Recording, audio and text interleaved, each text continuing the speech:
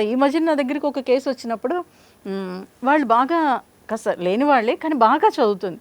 వాళ్ళ మదర్ ఏం చేసిందంటే 2 years అయిపోయింది, పెద్ద స్కూల్లోనే వేస్తే అమ్మాయి బాగా చదువుతుంది అని వాళ్ళ ఫాదర్తో గొడవ పెట్టుకుంది. వాళ్ళ హస్బెండ్ ఏంటి, లేదు లేదు నేను ఇంతే ఫీజు కట్టగలను, ఈ స్కూల్లోనే వేయగలను అంటే యాక్సెప్ట్ చేయలేదు. అప్పుడు తీసుకొస్తే ఆ అమ్మాయి సఫర్ అవుతుంది. తర్వాత చెప్పిన తర్వాత, నాన్న ఇప్పుడు మీ దగ్గర ఒక 5 రూపీస్ ఉంది, 5 రూపీస్ కాదు 10 రూపీస్ ఫీజు అన్నప్పుడు నువ్వు ఎలా కడతావు, రేపు అప్పులు చేస్తావు, అప్పుడు ఎంత సఫర్ అవ్వాలి, రోజు నీ పిల్లని తిడుతూనే ఉంటాను, ఒక నీకు 10 రూపీస్ కట్టాను నువ్వు సరిగ్గా చదవట్లేదని, అప్పుడు మొత్తం చదవడం మానేస్తుంది.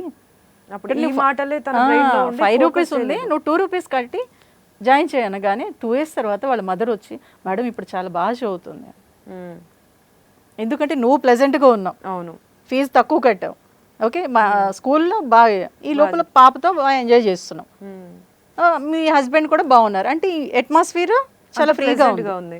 అదే నువ్వు 10 రూపీస్ కట్టుంటే ఏమయ్యేది?